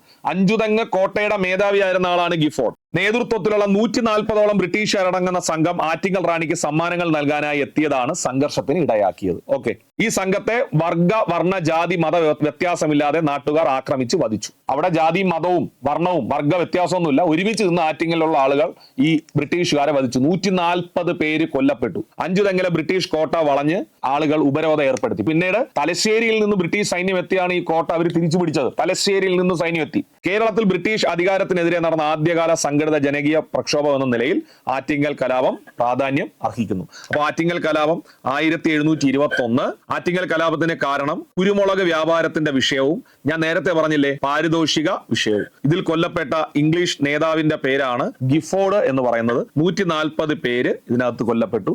കേരളത്തിൽ ബ്രിട്ടീഷുകാർക്കെതിരെ നടന്ന ആദ്യത്തെ സംഘടിത കലാപമാണ് ഏത് കലാപം? ആറ്റിങ്ങൽ കലാപം. ഓക്കെ, ക്ലിയർ ആണ്. വളരെ ഇമ്പോർട്ടന്റ് ആണ് ആറ്റിങ്ങൽ കലാപം, എക്സാമിന് ചോദിക്കും. നെക്സ്റ്റ് നമുക്ക് പഠിക്കേണ്ടത് സ്ത്രീജന മുന്നേറ്റം. സ്ത്രീ മുന്നേറ്റമാണ്. കിട്ടൂർ ചിന്നമ്മ. നോക്കൂ, എക്സാമിന് ചോദിക്കും. താഴെ തന്നിരിക്കുന്ന ബ്രിട്ടീഷുകാർക്കെതിരെയുള്ള ആദ്യകാല പോരാട്ടങ്ങളിൽ ഒരു സ്ത്രീ മുന്നേറ്റം ഏതാണ്? അത് കിട്ടൂർ കലാപമാണ്. കിട്ടൂർ കലാപത്തിന് നേതൃത്വം കൊടുത്ത വനിത കിട്ടൂർ ചിന്നമ്മയാണ്. കിട്ടൂർ എന്ന് പറയുന്ന തമിഴ്നാട്ടിലെ ഒരു നാട്ടുരാജ്യത്തിന്റെ ഭരണാധികാരിയായിരുന്നു ശിവലിംഗ രുദ്രദേശായി. ശിവലിംഗ രുദ്രദേശായി. ആ ശിവലിംഗ രുദ്രദേശായിയുടെ പത്നി, ഭാര്യയായിരുന്നു കിട്ടൂരിലെ ചിന്നമ്മ. അപ്പൊ ഈ ശിവലിംഗ രുദ്രദേശായി മരിച്ചു. അപ്പൊ അവർക്ക് അടുത്ത അനന്തരാവകാശിയായിട്ട് സ്ഥാനാരോഹണം ചെയ്യാനായിട്ട് അവർക്ക് ആൺമക്കളില്ല. അപ്പൊ കിട്ടൂർ ചിന്നമ്മ ഒരു ആൺകുട്ടിയെ ദത്തെടുക്കാൻ ശ്രമം നടത്തുന്നു. പക്ഷെ ബ്രിട്ടീഷുകാർ എതിർക്കുന്നു. കിട്ടൂർ ചിന്നമ്മയോട് പറയുന്നു, ദത്തെടുക്കുന്നത് നടക്കില്ല, ദത്തെടുത്താൽ അത് ബ്രിട്ടീഷുകാർ അനുവദിക്കില്ല, പകരം കിട്ടൂർ എന്ന് പറയുന്ന പ്രദേശം ബ്രിട്ടീഷുകാർ ഏറ്റെടുക്കും എന്ന് പറയുന്നു. ഇത് അംഗീകരിക്കാത്ത ചിന്നമ്മ കിട്ടൂരിൽ ഉണ്ടായിരുന്ന തന്റെ സൈനിക ബലം ഉപയോഗിച്ചുകൊണ്ട് ബ്രിട്ടീഷുകാർക്കെതിരെ പോരാടി വീരമൃത്യു വരിച്ചു. ഇതാണ് കിട്ടൂർ ചിന്നമ്മയുടെ പോരാട്ടം എന്നറിയപ്പെടുന്നത്. പൂർണ്ണമായിട്ട് ശ്രദ്ധിക്കുക. ബ്രിട്ടീഷുകാർക്കെതിരെ ആയുധമെടുത്ത് പോരാടിയ ധീര വനിതയായിരുന്നു കിട്ടൂരിലെ റാണി ചിന്നമ്മ. പേരെന്താണ്? കിട്ടൂരിലെ റാണി ചിന്നമ്മ. മറാത്ത ഭരണത്തിന്റെ മേൽക്കോയ്മ അംഗീകരിച്ച കർണാടകയിലെ നാട്ടുരാജ്യമായിരുന്നു കിട്ടൂർ. മറാത്ത ഭരണത്തിന്റെ കീഴിലായിരുന്നു. അപ്പൊ നമ്മൾ പഠിച്ചല്ലോ, മൂന്നാമത്തെ ആംഗ്ലോ മറാത്ത യുദ്ധത്തിൽ ബ്രിട്ടീഷുകാർ വിജയിച്ചതോടെ കിട്ടൂർ പ്രദേശം ഇംഗ്ലീഷ് ഈസ്റ്റ് ഇന്ത്യ കമ്പനിയുടെ നിയന്ത്രണത്തിലായി. ശിവലിംഗ രുദ്രദേശായി ആയിരുന്നു കിട്ടൂരിന്റെ ഭരണാധികാരി. അദ്ദേഹത്തിന്റെ മരണശേഷം വിധവയായ ചിന്നമ്മ ഒരു ആൺകുട്ടിയെ ദത്തെടുക്കാൻ തീരുമാനിച്ചു. ഇത് ഇംഗ്ലീഷ് ഈസ്റ്റ് ഇന്ത്യ കമ്പനി തടയുകയും കിട്ടൂരിനെ ബ്രിട്ടീഷ് ഇന്ത്യയോട് കൂട്ടിച്ചേർക്കുകയും ചെയ്തു. ഇതിൽ പ്രകോപിതയായ കിട്ടൂർ റാണി ചിന്നമ്മ ബ്രിട്ടീഷുകാരുമായി യുദ്ധം പ്രഖ്യാപിച്ചു. 1829 ബ്രിട്ടീഷുകാരുടെ തടവിൽ കഴിയവേ റാണി ചിന്നമ്മ മരണപ്പെട്ടു. റാണി ചിന്നമ്മ അന്തരിച്ച വർഷം 1829. റാണി ചിന്നമ്മ മരണപ്പെട്ട വർഷം 1829. ഇതാണ് കിട്ടൂരിലെ റാണി ചിന്നമ്മയുടെ പോരാട്ടം. ഓക്കെ, അപ്പൊ നമ്മൾ ഇപ്പൊ കംപ്ലീറ്റ് ചെയ്ത് ഏതൊക്കെയാണെന്ന് അറിയാമോ? കാർഷിക കലാപങ്ങളായ സന്യാസി ഫക്കീർ കലാപം, നീലം കർഷക കലാപം, ഗോത്ര കലാപങ്ങളായ സന്താൽ കലാപം, ഉൾഗുലാൻ എന്നറിയപ്പെടുന്ന മുണ്ടാ കലാപം, സൈനിക കലാപമായ പൊളിഗർ കലാപം, സ്ത്രീ മുന്നേറ്റമായ കിട്ടൂർ കലാപം. ഇനി നമുക്ക് ഏറ്റവും അവസാനം പഠിക്കാനുള്ളത് PSCയിലെ ഏറ്റവും ബേസും റെഗുലർ ആയിട്ട് PSC ചോദ്യം വരുന്നതുമായ ഒന്നാം സ്വാതന്ത്ര്യ സമരത്തെ കുറിച്ചാണ്. ഈ ഒന്നാം സ്വാതന്ത്ര്യ സമരത്തിന് കാരണമായ ബ്രിട്ടീഷുകാരുടെ 2 ഭരണപരിഷ്കാരങ്ങൾ ഉണ്ടായിരുന്നു. നമുക്ക് ആദ്യം ആ 2 ഭരണപരിഷ്കാരങ്ങൾ ഒന്ന് പഠിക്കാം. ബ്രിട്ടീഷുകാർ നടപ്പിലാക്കിയ പ്രധാനപ്പെട്ട 2 ഭരണപരിഷ്കാരങ്ങൾ. ഒന്ന്, സൈനിക സഹായ വ്യവസ്ഥ. ഇമ്പോർട്ടന്റ് ആണ്, ഉറപ്പായിട്ട് ചോദിക്കും. പുതുതായിട്ടൊക്കെ PSC പഠിക്കുന്നവര് ഇതിനെ വളരെ ലാഘവത്തോടെ കാണരുത്. പ്രീവിയസ് ക്വസ്റ്റ്യൻ പഠിച്ചാൽ നിങ്ങൾക്ക് മനസ്സിലാവും എന്തുമാത്രം ഇമ്പോർട്ടന്റ് ആയ കാര്യമാണ് സൈനിക സഹായ വ്യവസ്ഥ. ബ്രിട്ടീഷുകാർ നടപ്പിലാക്കിയ ഒരു ഭരണ വ്യവസ്ഥയാണ് സൈനിക സഹായ വ്യവസ്ഥ. നോക്കൂ, സൈനിക സഹായ വ്യവസ്ഥ നടപ്പിലാക്കിയ ഗവർണർ ജനറൽ ആരാണ്? 1 മാർക്ക് കിട്ടുവേ. വെല്ലസ്ലി പ്രഭുവാണ്. ഞാൻ നിങ്ങളെ പഠിപ്പിക്കുന്ന ഇതാണ്. ബ്രിട്ടീഷുകാർ ഇന്ത്യയിൽ നടപ്പിലാക്കിയ ഒരു ഭരണ നയമാണ് സൈനിക സഹായ വ്യവസ്ഥ. സൈനിക സഹായ വ്യവസ്ഥ നടപ്പിലാക്കിയത് വെല്ലസ്ലി പ്രഭുവാണ്. എന്താണ് സൈനിക സഹായ വ്യവസ്ഥ? ബ്രിട്ടീഷുകാർ നാട്ടുരാജ്യങ്ങൾ എന്നറിയപ്പെടുന്ന പ്രിൻസ്ലി സ്റ്റേറ്റ്സ് ഇല്ലേ, ആ നാട്ടുരാജ്യങ്ങളെ അധീനതയിലാക്കാൻ വേണ്ടി നടപ്പിലാക്കിയ ഒരു ഭരണ വ്യവസ്ഥയാണ് സൈനിക സഹായ വ്യവസ്ഥ. അതായത് ഇമ്പോർട്ടന്റ് ആണ്, ചോദ്യം വ്യക്തമാണ്. സൈനിക സഹായ വ്യവസ്ഥയിലൂടെ ബ്രിട്ടീഷുകാർ ലക്ഷ്യം വെച്ചത് എന്താണ്? നാട്ടുരാജ്യങ്ങളെ ബ്രിട്ടീഷ് അധീനതയിലാക്കുക. എന്താണ് ഈ സൈനിക സഹായ വ്യവസ്ഥ? നോക്കൂ, ഈ വ്യവസ്ഥ പ്രകാരം ഒരു നാട്ടുരാജാവ്, ഇപ്പൊ തിരുവിതാംകൂർ ആണെങ്കിൽ തിരുവിതാംകൂറിലെ നാട്ടുരാജാവ് തന്റെ രാജ്യത്ത് ബ്രിട്ടീഷ് സൈന്യത്തിന്റെ ഒരു യൂണിറ്റിനെ സ്ഥിരമായി പാർപ്പിക്കണമായിരുന്നു. അത് ബ്രിട്ടീഷുകാരുടെ സൈന്യമില്ലേ, ആ സൈന്യത്തിന്റെ ഒരു യൂണിറ്റിനെ ആ നാട്ടുരാജ്യത്തിൽ സ്ഥിരമായിട്ട് നിലനിർത്തണം. എന്നിട്ട് അവരുടെ ചെലവുകൾ മുഴുവനും രാജാവ് നോക്കണം. ബ്രിട്ടീഷുകാരുടെ സൈന്യത്തെ നിലനിർത്തണം, ചെലവ് രാജാവ് നോക്കണം. ബ്രിട്ടീഷ് ഗവർണർ ജനറലിന്റെ അനുമതി ഇല്ലാതെ മറ്റു യൂറോപ്യൻ രാജ്യങ്ങളുമായി സഖ്യത്തിൽ ഏർപ്പെടാൻ പാടില്ലായിരുന്നു. അതായത് ബ്രിട്ടീഷ് ഗവർണർ ജനറലിന്റെ അനുമതി ഇല്ലാതെ മറ്റ് യൂറോപ്യൻ രാജ്യങ്ങളുമായി സഖ്യത്തിൽ ഏർപ്പെടാൻ പാടില്ലായിരുന്നു. അതായത് ഒരു യൂണിറ്റ് ബ്രിട്ടീഷ് സൈന്യത്തെ നിലനിർത്തണം, അതാണ് ഇമ്പോർട്ടന്റ്. പിന്നെ ബ്രിട്ടീഷുകാരുടെ അനുമതി ഇല്ലാതെ മറ്റു രാജ്യങ്ങളുമായി സഖ്യത്തിൽ ഏർപ്പെടാൻ പാടില്ല. എന്നാൽ ഈ രാജ്യത്തിനെ വേറെ ഏതെങ്കിലും നാട്ടുരാജ്യം ആക്രമിക്കുകയാണെങ്കിൽ, ശ്രദ്ധിക്കുക, ഈ രാജ്യത്തിനെ വേറെ ഏതെങ്കിലും നാട്ടുരാജ്യം ആക്രമിക്കുകയാണെങ്കിൽ ഈ ബ്രിട്ടീഷ് സൈന്യം ഈ രാജാവിനെ സഹായിക്കും. ഇതാണ് സൈനിക സഹായ വ്യവസ്ഥ എന്ന് പറയുന്നത്. ഒരു ബ്രിട്ടീഷ് റെസിഡന്റിനെ രാജ്യത്ത് താമസിപ്പിക്കണം. അപ്പൊ നിങ്ങൾ ആദ്യമായിട്ട് കേൾക്കുന്ന വാക്കാണ് ബ്രിട്ടീഷ് റെസിഡന്റ്. നിങ്ങൾ ആദ്യമായിട്ട് കേൾക്കുന്ന വാക്ക് എന്താണ്? British resident. എന്താണ് ബ്രിട്ടീഷ് റെസിഡന്റ്? ഈ സൈനിക സഹായ വ്യവസ്ഥ പ്രകാരം ബ്രിട്ടീഷുകാരുടെ ആധിപത്യം അംഗീകരിച്ച നാട്ടുരാജ്യം ഉണ്ടല്ലോ, ആ നാട്ടുരാജ്യത്തിൽ ബ്രിട്ടീഷുകാർ ഭരണകാര്യങ്ങൾ നോക്കി നടത്താൻ വേണ്ടി നിയോഗിക്കപ്പെട്ടിരുന്ന ബ്രിട്ടീഷ് ഉദ്യോഗസ്ഥന്റെ പേരാണ് ബ്രിട്ടീഷ് റെസിഡന്റ്. ഞാൻ വീണ്ടും പറയുന്നു, ബ്രിട്ടീഷുകാരുടെ മേൽക്കോയ്മ അംഗീകരിച്ച നാട്ടുരാജ്യങ്ങൾ, ശ്രദ്ധിക്കുക, ബ്രിട്ടീഷുകാരുടെ മേൽക്കോയ്മ അംഗീകരിച്ച നാട്ടുരാജ്യങ്ങളിൽ ഭരണകാര്യങ്ങൾ നോക്കി നടത്തുന്നതിന് വേണ്ടി നിയമിക്കപ്പെട്ടിരുന്ന ബ്രിട്ടീഷ് ഉദ്യോഗസ്ഥൻ അറിയപ്പെട്ടിരുന്ന പേരാണ് ബ്രിട്ടീഷ് റെസിഡന്റ്. ആ റെസിഡന്റിനെ അവർ നാട്ടുരാജ്യത്തിൽ താമസിപ്പിക്കണം. ഗവർണർ ജനറലുമായി ആലോചിക്കാതെ ഒരു നടപടി രാജാവിന് സ്വീകരിക്കാൻ കഴിയുമായിരുന്നില്ല. ഈ വ്യവസ്ഥകൾ ലംഘിച്ചാൽ ബ്രിട്ടീഷുകാർക്ക് ആ നാട്ടുരാജ്യം പിടിച്ചെടുക്കാം. ഈ നയം നാട്ടുരാജ്യങ്ങളുടെ സ്വാതന്ത്ര്യം ഹനിക്കുകയും അവയെ ബ്രിട്ടീഷ് നിയന്ത്രണത്തിന് കീഴിലാക്കുകയും ചെയ്തു. ഇതാണ് സൈനിക സഹായ വ്യവസ്ഥ എന്ന് പറയുന്നത്. അപ്പൊ ഞാൻ പറയുന്ന വ്യക്തമായിട്ട് കേൾക്ക്, ഡൗട്ട് വരരുതേ. സൈനിക സഹായ വ്യവസ്ഥ എന്ന് പറഞ്ഞാൽ ഇതൊരു നാട്ടുരാജ്യമാണ്. നമുക്ക് ഈ നാട്ടുരാജ്യത്തിന് തിരുവിതാംകൂർ എന്ന് പേര് കൊടുക്കാം. ഓക്കെ, തിരുവിതാംകൂറിലെ രാജാവ് എന്താണ് ചെയ്യേണ്ടത്? ഫോക്കസ് ചെയ്യ്. തിരുവിതാംകൂർ രാജാവ് ഒരു യൂണിറ്റ് ബ്രിട്ടീഷ് സൈന്യത്തെ ഇവിടെ നിലനിർത്തണം. ബ്രിട്ടീഷുകാരുടെ സൈന്യം, ഇവരുടെ മുഴുവൻ ചെലവും രാജാവാണ് നോക്കേണ്ടത്. ക്ലിയർ ആണ്? തിരുവിതാംകൂർ ബ്രിട്ടീഷുകാരോട് ചോദിക്കാതെ മറ്റൊരു യൂറോപ്യൻ രാജ്യങ്ങളുമായി ഒരു ഉടമ്പടിയോ ബന്ധമോ സ്ഥാപിക്കാൻ പാടില്ല. എന്നിട്ട് തിരുവിതാംകൂർ ബ്രിട്ടീഷുകാരുടെ മേൽക്കോയ്മ അംഗീകരിച്ചല്ലോ, അപ്പൊ അവിടുത്തെ കാര്യങ്ങൾ നോക്കാൻ വേണ്ടി ഒരു ഉദ്യോഗസ്ഥനെ വിടും. അയാൾ അവിടെ താമസിപ്പിക്കണം. അത് റെസിഡന്റ് എന്ന് പറയും. ഓക്കെ. പിന്നെ ഗവർണർ ജനറൽ എന്ന് പറയുന്ന ബ്രിട്ടീഷ് മേധാവിയുമായി ആലോചിക്കാതെ ഒരു തീരുമാനങ്ങളും എടുക്കരുത്. ഇത് ലംഘിക്കപ്പെട്ട് കഴിഞ്ഞാൽ ഈ തിരുവിതാംകൂറിനെ ബ്രിട്ടീഷുകാർ എന്ത് ചെയ്യും? പിടിച്ചെടുക്കും. ഇതാണ് സൈനിക സഹായ വ്യവസ്ഥ എന്ന് പറയുന്നത്. ബ്രിട്ടീഷുകാർ നടപ്പിലാക്കി. ഇത് ഒന്നാം സ്വാതന്ത്ര്യ സമരത്തിന്റെ പ്രധാനപ്പെട്ട കാരണങ്ങളിൽ ഒന്നാണ്. ഇത് എന്ത് ചെയ്തു? ഈ നയം പല നാട്ടുരാജ്യങ്ങളുടെ സ്വാതന്ത്ര്യം ഹനിക്കുകയും അവരെ ബ്രിട്ടീഷ് നിയന്ത്രണത്തിന് കീഴിലാക്കുകയും ചെയ്തു. ക്ലിയർ ആണ്? നെക്സ്റ്റ്, ദത്തവകാശ നിരോധന നിയമം. ദത്തവകാശ നിരോധന നിയമം എന്ന് പറയുമ്പോൾ ഫോക്കസ് ചെയ്തോ. ദത്തവകാശ നിരോധനം എന്ന് പറഞ്ഞാൽ തന്നെ സിമ്പിൾ ആയിട്ട് ആലോചിച്ചാൽ മതി. ഒരു നാട്ടുരാജ്യത്തിൽ ഒരു രാജാവ് ഉണ്ടായിരുന്നു. ഈ രാജാവ് നാട് നീങ്ങി. രാജാവ് നമ്മൾ നാട് നീങ്ങുന്നു എന്നൊക്കെയാണ് പറയുന്നത്. നാട് നീങ്ങി. ഈ രാജാവിന്റെ പിൻഗാമിയായി അടുത്തൊരു അവകാശി വേണമല്ലോ. അത് ആൺമക്കളാണേ അവകാശി. ഒരു ആൺമക്കൾ വേണം. പക്ഷേ ഈ മരിച്ചുപോയ അല്ലെങ്കിൽ നാട് നീങ്ങിയ രാജാവിന് ഒരു മകനില്ല. അപ്പൊ സാധാരണ ഇവർ ഈ കുടുംബക്കാർ ചെയ്തുകൊണ്ടിരുന്നത് വേറെ ഏതെങ്കിലും കൊട്ടാരത്തിൽ നിന്ന് ഒരു ആൺകുട്ടിയെ അവരെന്ത് ചെയ്യും? ദത്തെടുക്കും. ബ്രിട്ടീഷുകാർ പറയുന്നത് അങ്ങനെയല്ല. നിങ്ങൾക്ക് അടുത്ത അനന്തരാവകാശി ഇല്ല എങ്കിൽ നിങ്ങൾ ദത്തെടുക്കാൻ പാടില്ല. പകരം അത് ബ്രിട്ടീഷ് ഭരണത്തിനോട് കൂട്ടിച്ചേർക്കണം. ഇതാണ് ദത്തവകാശ നിരോധന നിയമം. അപ്പോൾ രാജാവിന് തന്റെ അനന്തരാവകാശിയായിട്ട് ഒരു ആൺകുട്ടി ഇല്ല എങ്കിൽ ആ രാജ്യം ബ്രിട്ടീഷുകാർക്ക് പോവുകയാണ്. ഇതാണ് ദത്തവകാശ നിരോധന നിയമം എന്ന് പറയുന്നത്. ഇത് അന്നത്തെ പല നാട്ടുരാജ്യങ്ങൾക്കും ബുദ്ധിമുട്ടുണ്ടാക്കി. ഇതും നമ്മുടെ ഒന്നാം സ്വാതന്ത്ര്യ സമരത്തിന് കാരണമായി. നോക്കൂ, ദത്തവകാശ നിരോധന നിയമം പൂർണ്ണമായിട്ട് ശ്രദ്ധിക്കുക. ഒരു നാട്ടുരാജ്യത്തിലെ ഭരണാധികാരി പിന്തുടർച്ച അവകാശികളായി ആൺമക്കൾ ഇല്ലാതെ മരിച്ചാൽ മറ്റൊരു കുടുംബത്തിൽ നിന്ന് ഒരു ആൺകുട്ടിയെ അനന്തരാവകാശിയെ ദത്തെടുക്കുന്ന സമ്പ്രദായം നിലവിലുണ്ടായിരുന്നു. എന്നാൽ ബ്രിട്ടീഷ് ഗവർണർ ജനറൽ ആയിരുന്ന ഡൽഹൌസി, രണ്ടും ഡൽഹൌസിയാണ്, ദത്തവകാശ നിരോധന നിയമവും സൈനിക സഹായ വ്യവസ്ഥ ആരുടേതാണ്? ഡൽഹൌസി നടപ്പിലാക്കിയ ദത്തവകാശ നിരോധന നിയമപ്രകാരം ദത്തെടുക്കാനുള്ള രാജാവിന്റെ അധികാരം ഇല്ലാതായി. അനന്തരാവകാശി ഇല്ലാതാവുന്നതോടെ ആ നാട്ടുരാജ്യം ഇംഗ്ലീഷ് ഈസ്റ്റ് ഇന്ത്യ കമ്പനിയുടെ നിയന്ത്രണത്തിലാകുമെന്ന് ബ്രിട്ടീഷ് ഗവൺമെന്റ് പ്രഖ്യാപിച്ചു. ഈ നിയമപ്രകാരം ഝാൻസി, നാഗ്പൂർ, സത്താറ തുടങ്ങിയ നിരവധി നാട്ടുരാജ്യങ്ങൾ ബ്രിട്ടീഷ് ഇന്ത്യയോട് കൂട്ടിച്ചേർക്കപ്പെട്ടു. അപ്പൊ ഝാൻസിയും നാഗ്പൂർ, സത്താറയൊക്കെ കൂട്ടിച്ചേർക്കപ്പെടാനുള്ള പ്രധാനപ്പെട്ട ഒരു നിയമമാണ് ദത്തവകാശ നിരോധന നിയമം. കൂടാതെ ദുർഭരണം ആരോപിച്ച് അവധ് അല്ലെങ്കിൽ ഔദ് എന്നറിയപ്പെടുന്ന നാട്ടുരാജ്യങ്ങളും ബ്രിട്ടീഷ് ഭരണത്തിന് കീഴിലായി. അവിടെ കൃത്യമായി ഭരണം നടക്കുന്നില്ല, അല്ലെങ്കിൽ ദുർഭരണമാണ് നടക്കുന്നത് എന്ന് ആരോപിച്ചുകൊണ്ട് ബ്രിട്ടീഷുകാർ ഈ ഔദ് പോലുള്ള സ്ഥലങ്ങളും ബ്രിട്ടീഷ് ഭരണത്തോട് കൂട്ടിച്ചേർത്തു. അപ്പൊ നിങ്ങൾക്കിപ്പോ മനസ്സിലായല്ലോ, ബ്രിട്ടീഷുകാരുടെ ഈ നയം നാട്ടുരാജ്യങ്ങൾക്ക് ബുദ്ധിമുട്ടുണ്ടാക്കി. ഇതിന്റെ ഫലങ്ങൾ എന്താണ്?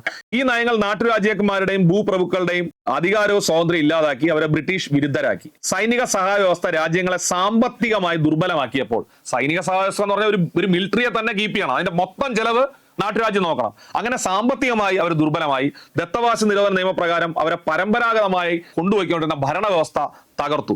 നാട്ടുരാജാക്കന്മാർ, ഭൂപ്രഭുക്കർ, സാധാരണക്കാർ എന്നിവരെ ഒന്നിച്ച് ബ്രിട്ടീഷുകാർക്കെതിരെ പോരാടാൻ പ്രേരിപ്പിച്ചു. അപ്പൊ നമ്മൾ ആദ്യം പഠിച്ചത് കർഷകർ പോരാടി, സൈനികർ പോരാടി, പിന്നെ വനിതാ മുന്നേറ്റമായ കിട്ടൂർ ചിന്നമ്മയുടെ മുന്നേറ്റം ഉണ്ടായിരുന്നു, ആദിവാസികൾ പ്രക്ഷോഭം നയിച്ചു, അങ്ങനെ സാധാരണക്കാര് കലാപം ഉണ്ടാക്കാൻ വരുന്നു, അതുപോലെ നാട്ടുരാജാക്കന്മാര് പ്രശ്നം ഉണ്ടാക്കാൻ വരുന്നു, ഭൂപ്രഭുക്കന്മാർ പ്രശ്നം ഉണ്ടാക്കാൻ വരുന്നു, അവരെ ഒന്നിച്ചു നിന്ന് പോരാടാൻ പ്രേരിപ്പിക്കുന്നു. ഈ പാഠഭാഗം അവസാനിക്കുന്നത് ഇന്ത്യ ചരിത്രത്തിലെ ഏറ്റവും സുപ്രധാനമായ 1857 ഇന്ത്യയുടെ ഒന്നാം സ്വാതന്ത്ര്യ സമരത്തെക്കുറിച്ചുള്ള വിവരങ്ങൾ നൽകിക്കൊണ്ടാണ്. PSC പരീക്ഷകൾ ഏറ്റവും കൂടുതൽ തവണ ഹിസ്റ്ററിയിൽ നിന്ന് ചോദിച്ചിട്ടുള്ള ഒരു മേഖലയാണ് ഒന്നാം സ്വാതന്ത്ര്യ സമരം. അത് വളരെ ഡീറ്റെയിൽഡ് ആയിട്ട് PSC ഉദ്യോഗാർത്ഥികൾ പഠിക്കാറുണ്ട്. പക്ഷേ SCERT-യിൽ ഒന്നാം സ്വാതന്ത്ര്യ സമരം ഇപ്പോൾ നൽകിയിരിക്കുന്നത് 8ാം ക്ലാസ്സിലെ അധിനിവേശവും ചെറുത്തുനിൽപ്പും എന്ന അധ്യായത്തിലാണ്. നമ്മൾ ഈ ക്ലാസ്സിൽ ചർച്ച ചെയ്തുകൊണ്ടിരുന്ന രണ്ട് പ്രധാനപ്പെട്ട ഭരണ പരിഷ്കാരങ്ങളാണ് ദത്തവകാശ നിരോധന നിയമവും അതുപോലെ തന്നെ സൈനിക സഹായ വ്യവസ്ഥയും. ദത്തവകാശ നിരോധന നിയമത്തിലൂടെയും സൈനിക സഹായ വ്യവസ്ഥയിലൂടെയും നാട്ടുരാജ്യങ്ങളിൽ ബ്രിട്ടീഷുകാർ ആധിപത്യം ഉറപ്പിച്ചു. അങ്ങനെ നാട്ടുരാജ്യത്തിലെ ഭരണാധികാരികൾ ബ്രിട്ടീഷുകാർക്കെതിരെയായി. ഓൾറെഡി നമ്മൾ പഠിച്ചു കഴിഞ്ഞു, കർഷകരും തൊഴിലാളികളും ബ്രിട്ടീഷുകാർക്കെതിരെയാണ്.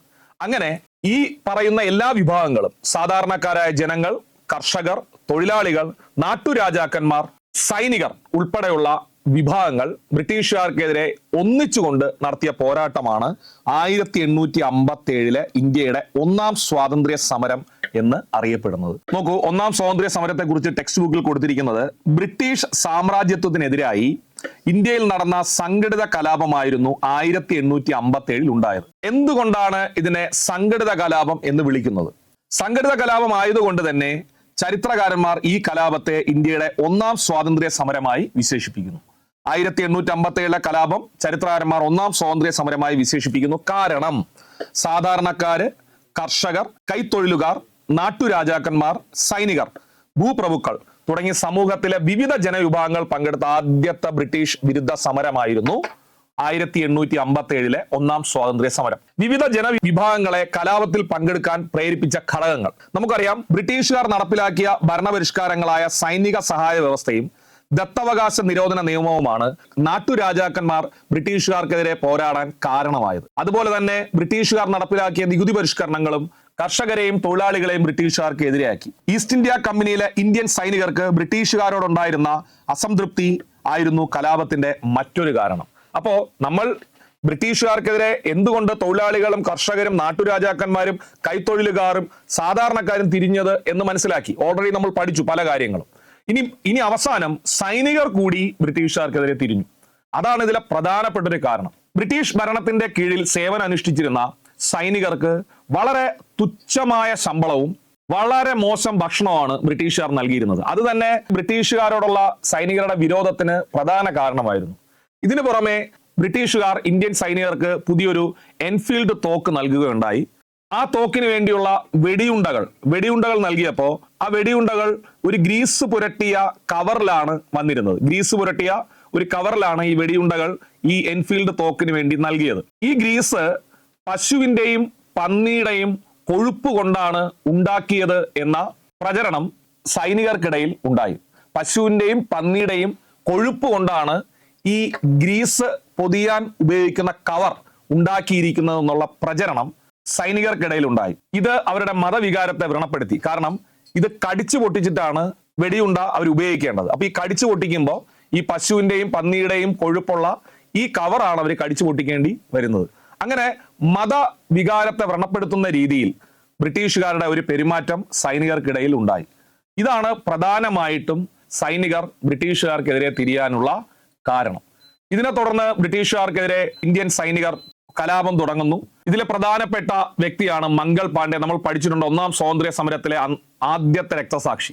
ബ്രിട്ടീഷ് ഉദ്യോഗസ്ഥനെ ആക്രമിച്ചതിന്റെ പേരിൽ 1857 ഏപ്രിൽ മാസം 8-ാം തീയതി മംഗൾ പാണ്ഡെയെ തൂക്കിലേറ്റി.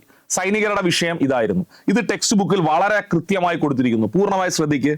ബ്രിട്ടീഷ് പടയാളികളുടെ അത്ര തന്നെ സമർത്ഥരായിരുന്നുവെങ്കിലും ഇന്ത്യൻ സൈനികർക്ക് കുറഞ്ഞ വേതനവും മോശം ഭക്ഷണവും താമസ സൗകര്യവുമായിരുന്നു നൽകിയിരുന്നത്. ഇതാണ് ഒരു റീസൺ.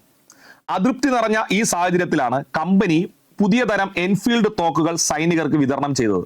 അതിന്റെ വെടിയുണ്ടകൾക്ക് ഗ്രീസ് പുരട്ടിയ ഒരു കടലാസ് കവർ ഉണ്ടായിരുന്നു. തോക്കിൽ വെടിയുണ്ട നിറയ്ക്കുന്നതിന് മുമ്പ് ഈ കവർ കടിച്ചു കീറണമായിരുന്നു.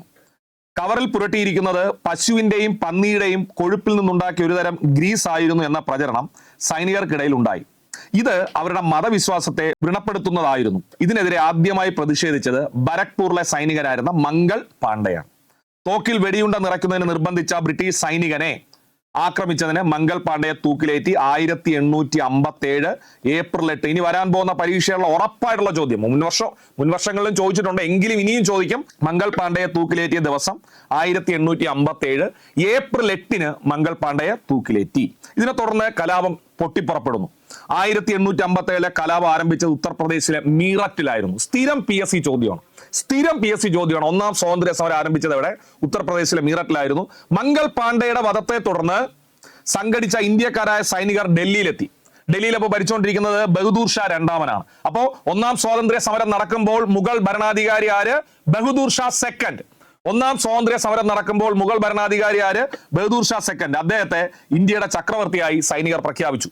സൈനികരെ കൂടാതെ അധികാരം നഷ്ടപ്പെട്ട നാട്ടുരാജ്യങ്ങളിലെ ഭരണാധികാരികളും കർഷകരും മറ്റു ജനവിഭാഗങ്ങളും ഉത്തരേന്ത്യയിലെ പല ഭാഗങ്ങളും കലാപത്തിൽ പങ്കെടുത്തു. മാസങ്ങൾ കൊണ്ട് ബ്രിട്ടീഷുകാർ എല്ലായിടത്തും ലഹള അടിച്ചമർത്തി നിരവധി ഇന്ത്യക്കാരെ വെടിവെച്ചു കൊന്നു. വളരെ പേരെ പീരങ്കി ഉണ്ടയ്ക്ക് ഇരയാക്കി അനേകായിരങ്ങളെ വഴിമര കൊമ്പുകളിൽ ജീവനോടെ തലകീഴായി കെട്ടിത്തൂക്കി. അവധ് എന്ന് പറയുന്ന അവധിൽ മാത്രം കലാപത്തിൽ കൊല്ലപ്പെട്ട 1.5 ലക്ഷം പേരിൽ 1 ലക്ഷം പേർ സാധാരണക്കാരായിരുന്നു. അവധ് എന്ന് പറയുന്ന നാട്ടുരാജ്യത്തിൽ 1.5 ലക്ഷം പേര് കൊല്ലപ്പെട്ടതിൽ 1 ലക്ഷം പേര് സാധാരണക്കാരായിരുന്നു. ബ്രിട്ടീഷുകാരുടെ ക്രൂരമായ അടിച്ചമർത്തലിനെ ശക്തമായി പ്രതിരോധിക്കാൻ ഇന്ത്യയിലെ വിവിധ ജനവിഭാഗങ്ങളുടെ ഐക്യത്തിന് സാധിച്ചു. കലാപം നടക്കാത്ത ഇടങ്ങളിൽ പോലും സാധാരണ ജനങ്ങളുടെ പിന്തുണ കലാപകാരികൾക്കുണ്ടായിരുന്നു. കലാപത്തിന്റെ യഥാർത്ഥ ശക്തി ഹിന്ദു മുസ്ലിം ഐക്യമായിരുന്നു. കലാപത്തിന്റെ യഥാർത്ഥ ശക്തി എന്താണ്? ഹിന്ദു മുസ്ലിം ഐക്യമായിരുന്നു. അപ്പോൾ ഇതിൽ നിന്ന് PSC പരീക്ഷയ്ക്ക് പ്രസ്താവന രീതിയിൽ ചില ചോദ്യങ്ങൾ വരും. അതിൽ നിങ്ങൾ ഷാർപ്പായിട്ട് പഠിക്കേണ്ട ഇങ്ങനെയാണ്: എന്തുകൊണ്ട് ഒന്നാം സ്വാതന്ത്ര്യ സമരത്തിൽ സൈനികർ ശക്തമായി പങ്കെടുത്തു? ബ്രിട്ടീഷുകാരോട് എങ്ങനെയാണ് അവർക്ക് അസംതൃപ്തി ഉണ്ടായത്? നിങ്ങൾ മനസ്സിലാക്കുക, ബ്രിട്ടീഷ് സൈന്യത്തിന്റെ അത്രയും കഴിവുണ്ടായിരുന്നുവെങ്കിലും മോശം ഭക്ഷണവും കുറഞ്ഞ വേതനവും മോശം താമസ സാഹചര്യവുമാണ് ബ്രിട്ടീഷുകാർ ഇന്ത്യൻ മിലിറ്ററിക്ക് നൽകിയിരുന്നത്. റീസൺ 1. 2, പുതുതായി കൊണ്ടുവന്ന എൻഫീൽഡ് തോക്കിൽ നിറയ്ക്കാനുള്ള വെടിയുണ്ട പശുവിന്റെയും പന്നിയുടെയും കൊഴുപ്പ് കൊണ്ടുണ്ടാക്കിയ ഗ്രീസ് പുരട്ടിയാണ് ഉണ്ടാക്കിയിരിക്കുന്നത് എന്നുള്ളൊരു പ്രചരണം ഉണ്ടായിരുന്നു. അതുകൊണ്ട് അതിന്റെ കവർ പൊട്ടിച്ചെടുക്കുമ്പോൾ അവർക്കത് കടിക്കേണ്ടി വരുന്നു. ഇത് മുസ്ലിങ്ങളുടെയും ഹിന്ദുക്കളുടെയും മതവികാരം വ്രണപ്പെടുത്തുന്നു എന്നുള്ളൊരു പ്രശ്നം ഉണ്ടായിരുന്നു. അങ്ങനെ ബരക്പൂർ ക്യാമ്പിൽ ഉണ്ടായിരുന്ന ഒരു ബ്രിട്ടീഷ് ഉദ്യോഗസ്ഥൻ മംഗൾ പാണ്ഡെ എന്ന് പറയുന്ന സൈനികനോട് ഇത് വെടിയുണ്ട നിറയ്ക്കാൻ ആവശ്യപ്പെട്ടപ്പോൾ മംഗൾ പാണ്ഡെ ഉദ്യോഗസ്ഥനെ ആക്രമിക്കുകയും മംഗൾ പാണ്ഡെയെ വധശിക്ഷയ്ക്ക് വിധേയമാക്കുകയും ചെയ്യുന്നു. 857 ഏപ്രിൽ 8. അതിനുശേഷം എന്ത് സംഭവിച്ചു? മംഗൾ പാണ്ഡെയുടെ വധം സൈനികർ കൂടുതലായി സംഘടിക്കാൻ കാരണമായി. അവർ ഡൽഹിയിലെത്തി ബഹദൂർ ഷാ സെക്കൻഡിനെ ഇന്ത്യയുടെ ഭരണാധികാരിയായി പ്രഖ്യാപിച്ചു. ഇതിനെ ബ്രിട്ടീഷുകാർ ശക്തമായി അടിച്ചമർത്തി പല ഭാഗങ്ങളിലും ആളുകളെ വെടിവെച്ചു കൊന്നു, തലകീഴായി കെട്ടിത്തൂക്കി, പീരങ്കി കൊണ്ട് വെടിവെച്ച് കൊല്ലുന്നുണ്ട്. ഔദ് എന്ന് പറയുന്ന നാട്ടുരാജ്യത്തിൽ 1.5 ലക്ഷം പേര് മരിച്ചപ്പോൾ അതിൽ 1 ലക്ഷം പേര് സാധാരണക്കാരായിരുന്നു. പക്ഷേ നമ്മുടെ ഒന്നാം സ്വാതന്ത്ര്യ സമരത്തിന്റെ ഏറ്റവും പ്രധാനപ്പെട്ട ശക്തി എന്തായിരുന്നു എന്ന് ചോദിച്ചാൽ കലാപത്തിന്റെ യഥാർത്ഥ ശക്തി ഹിന്ദു മുസ്ലിം ഐക്യമായിരുന്നു. എന്താണ്? ഹിന്ദു മുസ്ലിം ഐക്യം. അങ്ങനെ തന്നെ പ്രസ്താവന തരും. കലാപത്തിന്റെ യഥാർത്ഥ ശക്തി ഹിന്ദു മുസ്ലിം ഐക്യമായിരുന്നു. ഇനി കലാപത്തിന് നേതൃത്വം നൽകിയവർ. ഇത് എല്ലാ പരീക്ഷയിലും, അതായത് 3 പരീക്ഷ എടുക്കുമ്പോൾ ഒരു പരീക്ഷയിൽ ചോദിക്കുന്നതാണ്. ഇത് ഡൽഹിയിൽ നേതൃത്വം നൽകിയത് ബഹദൂർ ഷാ രണ്ടാമൻ. അദ്ദേഹത്തിന്റെ സവിശേഷതകൾ: കലാപകാരികൾ ഇന്ത്യയുടെ ചക്രവർത്തിയായി പ്രഖ്യാപിച്ചത് ബഹദൂർ ഷാ രണ്ടാമനെയാണ്. വിപ്ലവാനന്തരം ബ്രിട്ടീഷുകാർ അദ്ദേഹത്തെ റങ്കൂണിലേക്ക് നാടുകടത്തി. പിന്നെ ഡൽഹിയിൽ നയിച്ചത് ജനറൽ ബക്ത് ഖാൻ, ബഹദൂർ ഷാ സെക്കൻഡിന്റെ സൈനിക ജനറൽ. അപ്പോൾ ഡൽഹിയിൽ നയിച്ചത് ആരൊക്കെ? ബഹദൂർ ഷാ സെക്കൻഡും ജനറൽ ബക്ത് ഖാനും. കലാപകാരികൾ ഇന്ത്യയുടെ ചക്രവർത്തിയായി പ്രഖ്യാപിച്ചത് ബഹദൂർ ഷാ രണ്ടാമനെ. ജനറൽ ബക്ത് ഖാൻ ബഹദൂർ ഷാ സെക്കൻഡിന്റെ സൈനിക ജനറൽ ആയിരുന്നു. ഝാൻസി ആരാണെന്ന് എല്ലാവർക്കും അറിയാം. ഝാൻസി റാണി ലക്ഷ്മിബായി ഝാൻസിയിലെ ഭരണാധികാരിയായിരുന്നു. കാൺപൂർ പരീക്ഷയ്ക്ക് ചോദിക്കും. നാനാ സാഹിബും താന്തിയ തോപ്പിയും. നാനാ സാഹിബ് മറാത്ത ഭരണാധികാരിയായിരുന്നു. നാനാ സാഹിബിന്റെ സൈനിക തലവനായിരുന്നു താന്തിയ തോപ്പിയാണ് ഗറില്ല യുദ്ധമുറ പ്രയോഗിച്ചത്. പരീക്ഷയ്ക്ക് ചോദിക്കും. ഒളിപ്പോർ അഥവാ ഗറില്ല യുദ്ധമുറ നടത്തിയ ഒന്നാം സ്വാതന്ത്ര്യ സമരത്തിലെ വിപ്ലവകാരി ആര്? താന്തിയ തോപ്പി. അദ്ദേഹം നാനാ സാഹിബിന്റെ സൈനിക തലവനായിരുന്നു. ലക്നൌവിലെ ബീഗം ഹസ്രത് മഹൽ. ലക്നൌവിൽ ആരാണ്? ബീഗം ഹസ്രത് മഹൽ. അവധിലെ ഭരണാധികാരിയായിരുന്നു. ബീഹാറിൽ നേതൃത്വം കൊടുത്തത് കൻവർ സിംഗ്, ജഗദീഷ്പൂരിലെ കർഷക പ്രഭു ആയിരുന്ന കൻവർ സിംഗ് ആണ്. അപ്പോൾ പ്രധാന നേതാക്കൾ ഇങ്ങനെ പഠിക്കാം. ഡൽഹിയിൽ ബഹദൂർ ഷാ സെക്കൻഡ്, ജനറൽ ഭക്ത്ഖാൻ, ഝാൻസിയിൽ റാണി ലക്ഷ്മിഭായി, കാൺപൂരിൽ നാനാ സാഹിബും താന്തിയ തോപ്പിയും, ലക്നൌവിൽ ബീഗം ഹസ്രത് മഹൽ, ബീഹാറിലെ ആരയിൽ കൻവർ സിംഗ്. ഓക്കെ, ഇനി 1857 കലാപത്തിന്റെ ചില പരിമിതികൾ. ഈ കലാപത്തിന് എന്തൊക്കെ പരിമിതി ഉണ്ടായിരുന്നു? കലാപം ഉത്തരേന്ത്യയിലെ ഏതാനും ഭാഗങ്ങളിൽ മാത്രമായി ചുരുങ്ങി. ഇതൊരു പരിമിതിയാണ്. പരീക്ഷയ്ക്ക് ചോദിക്കേ, ഒന്നാം സ്വാതന്ത്ര്യ സമരത്തിന്റെ പരിമിതിയിൽ വരുന്നത് എന്ത്? ഉത്തരേന്ത്യയിലെ ഏതാനും ഭാഗങ്ങളിൽ മാത്രമായിട്ട് ഒതുങ്ങി. കലാപത്തിന് സംഘടിത നേതൃത്വം ഉണ്ടായിരുന്നില്ല. ഓരോ നാട്ടുരാജ്യങ്ങളിലെ ഭരണാധികാരികൾ ഇൻഡിവിജ്വൽ ആയിട്ട് യുദ്ധം ചെയ്യുന്നു. ഒരു സംഘടിത നേതൃത്വം ഉണ്ടായിരുന്നില്ല. INC പോലുള്ളൊരു സംഘടനയൊന്നും അവിടെ ഇല്ലായിരുന്നു. കലാപകാരികളെക്കാൾ മെച്ചപ്പെട്ട സൈനിക ശേഷിയും സംഘാടന മികവും കമ്പനി സൈന്യത്തിനുണ്ടായിരുന്നു. അതായത് ബ്രിട്ടീഷുകാരല്ലേ, അവർക്ക് കൂടുതൽ സൈനിക മികവും സംഘടനാ ശേഷിയും ഉണ്ടായിരുന്നു. ഇന്ത്യയിലെ മധ്യവർഗം പൊതുവെ കലാപത്തെ അനുകൂലിച്ചില്ല. ഇടത്തരം ആളുകൾ കലാപത്തെ അനുകൂലിച്ചില്ല. ഏറ്റവും താഴെത്തട്ടിലുള്ള ആളുകളും നാട്ടുരാജാക്കന്മാരും സൈനികരുമാണ് ഇതിൽ പങ്കെടുത്തത്. ഇടത്തരം ഇമ്പോർട്ടന്റ് ആണ്. ഇത് ഞാൻ മാർക്ക് ചെയ്യുകയാണ് കേട്ടോ. പ്രസ്താവന രീതിയിൽ ചോദിക്കും. ഒന്നാം സ്വാതന്ത്ര്യ സമരം ഇന്ത്യയിലെ മധ്യവർഗം അനുകൂലിച്ചില്ല. ശരിയായ പ്രസ്താവന. ഇന്ത്യയിലെ മധ്യവർഗം പൊതുവെ കലാപത്തെ അനുകൂലിച്ചില്ല. ശരിയായ പ്രസ്താവന. നാട്ടുരാജ്യങ്ങളിലെ ഭരണാധികാരികൾ ഒരു വിഭാഗം കലാപത്തിൽ നിന്ന് വിട്ടുനിന്നു. എല്ലാ നാട്ടുരാജ്യങ്ങളും ഇതിനകത്ത് പങ്കെടുത്തില്ല. അപ്പോ എന്തൊക്കെയാണ് 1857 കലാപത്തിന്റെ പരിമിതികൾ? ഉത്തരേന്ത്യയിലെ ഏതാനും ഭാഗങ്ങളിൽ മാത്രം ഒതുങ്ങി. സംഘടിത നേതൃത്വം ഇല്ലായിരുന്നു. കലാപകാരികളെക്കാൾ ശക്തമായിരുന്നു ബ്രിട്ടീഷ് സൈന്യം. ഇന്ത്യയിലെ മധ്യവർഗം പൊതുവെ കലാപത്തെ അനുകൂലിച്ചില്ല. നാട്ടുരാജ്യങ്ങളിലെ ഭരണാധികാരികൾ ഒരു വിഭാഗം കലാപത്തിൽ നിന്ന് വിട്ടുനിന്നു. നെക്സ്റ്റ്, 1857 കലാപത്തെ ബ്രിട്ടീഷുകാർ അടിച്ചമർത്തിയെങ്കിലും അത് പിൽക്കാല ഇന്ത്യ ചരിത്രത്തിൽ ശ്രദ്ധേയമായ സ്വാധീനം ചെലുത്തി. അവ എന്തെല്ലാമാണ്? ഈ കലാപത്തിന്റെ പ്രാധാന്യം. ഇന്ത്യയിലെ ഇംഗ്ലീഷ് ഈസ്റ്റ് ഇന്ത്യ കമ്പനിയുടെ ഭരണം അവസാനിച്ചു. ഇത് ഉറപ്പായിട്ട് പരീക്ഷയ്ക്ക് ചോദിക്കേ. അതായത് ഒന്നാം സ്വാതന്ത്ര്യ സമരത്തിന്റെ ആഫ്റ്റർ എഫക്ട് എന്തൊക്കെയാണ്? അപ്പൊ ഇന്ത്യയിൽ ഇംഗ്ലീഷ് ഈസ്റ്റ് ഇന്ത്യ കമ്പനിയുടെ ഭരണം അവസാനിക്കാൻ കാരണമായത് ഒന്നാം സ്വാതന്ത്ര്യ സമരം. ഇന്ത്യയുടെ ഭരണം ബ്രിട്ടീഷ് രാജ്ഞിയുടെ നേരിട്ടുള്ള നിയന്ത്രണത്തിലായി. കമ്പനി ഭരണം മാറി, രാജ്ഞിയുടെ ഭരണം വന്നു. കമ്പനി ഭരണം മാറി, രാജ്ഞിയുടെ ഭരണം വന്നു. ഈസ്റ്റ് ഇന്ത്യ കമ്പനിയുടെ ഭരണം മാറി ബ്രിട്ടീഷ് രാജ്ഞിയുടെ ഭരണം വന്നു. ഗവർണർ ജനറൽ എന്നതിന് പകരം വൈസ്രോയ് എന്ന പദവി നിലവിൽ വന്നു. അതുവരെ ഇന്ത്യയുടെ ഗവർണർ ജനറൽ എന്നറിയപ്പെട്ടു. അതിനുശേഷം വൈസ്രോയ് എന്ന പദവി വന്നു. ഇന്ത്യയുടെ പിൽക്കാല ദേശീയ പ്രസ്ഥാനങ്ങൾക്ക് പ്രചോദനമായി. അപ്പോ ഒന്നാം സ്വാതന്ത്ര്യ സമരത്തിന്റെ ആഫ്റ്റർ എഫക്ട് എന്ന് പറഞ്ഞാൽ ഈസ്റ്റ് ഇന്ത്യ കമ്പനിയുടെ ഭരണം അവസാനിച്ചു. 2, ബ്രിട്ടീഷ് രാജ്ഞിയുടെ നേരിട്ടുള്ള നിയന്ത്രണത്തിലായി. ഗവർണർ ജനറൽ എന്ന പദവിക്ക് പകരം വൈസ്രോയ് വന്നു. ഇന്ത്യയുടെ പിൽക്കാല ദേശീയ പ്രസ്ഥാനങ്ങൾക്ക് പ്രചോദനമായി. 1857 കലാപം, സിനിമയും സാഹിത്യവും. പരീക്ഷയ്ക്ക് ചോദിക്കും. മോഹൻ സിൻഹയുടെ 1857 കേതൻ മേത്ത സംവിധാനം ചെയ്ത മംഗൾ പാണ്ഡെ ദ റൈസിംഗ്. പരീക്ഷയ്ക്ക് ചോദിക്കേ, മംഗൾ പാണ്ഡെ ദ റൈസിംഗ് എന്ന സിനിമ സംവിധാനം ചെയ്തത് ആര്? കേതൻ മേത്ത. ക്രിഷ് ജഗർലമുഡിയുടെ Manikarnika, the queen of Jhansi എന്നീ ചലച്ചിത്രങ്ങൾ 1857 കലാപവുമായി ബന്ധപ്പെട്ടിരിക്കുന്നു. അപ്പൊ ഇനി വരാൻ പോകുന്ന പരീക്ഷയിൽ ഉറപ്പായിട്ട് ചോദിക്കും. 1857 എന്ന സിനിമ സംവിധാനം ചെയ്തതാര്? മോഹൻ സിൻഹെ. 1857 എന്ന സിനിമ സംവിധാനം ചെയ്തതാര്? മോഹൻ സിൻഹെ. കേതൻ മേത്തയുടെ സിനിമയാണ് മംഗൾ പാണ്ഡെ ദ റൈസിംഗ്. ക്രിഷ് ജഗർലമുഡിയുടെ സിനിമയാണ് Manikarnika, the queen of Jhansi. 1857 കലാപം പശ്ചാത്തലമാക്കി നിർമ്മിക്കപ്പെട്ട സിനിമകളാണ്. മഹാശ്വേത ദേവിയുടെ ഝാൻസി റാണി, മലയാറ്റൂർ രാമകൃഷ്ണന്റെ അമൃതം തേടി എന്നീ നോവലുകളും 1857 കലാപത്തെ പശ്ചാത്തലമാക്കിയാണ്. മലയാളിയായ പ്രശസ്ത സാഹിത്യകാരൻ മലയാറ്റൂർ രാമകൃഷ്ണന്റെ അമൃതം തേടി എന്ന നോവൽ 1857 കലാപത്തെ അടിസ്ഥാനമാക്കിയാണ്.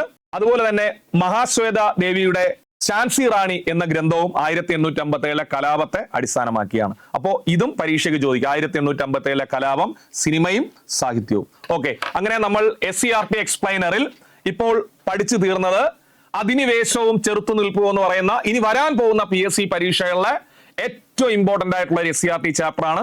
3 സെഷനും കൊണ്ട് നമ്മൾ ഈ പോർഷൻ കംപ്ലീറ്റ് ചെയ്തു. കൃത്യമായി പഠിക്കുക. ഉറപ്പായിട്ട് ഇതിൽ നിന്ന് പരീക്ഷയ്ക്ക് ചോദ്യം ഉണ്ടാവും. മറ്റൊരു SCERT അധ്യായമായി അടുത്ത SCERT എക്സ്പ്ലൈനറിൽ കാണാം. നന്ദി.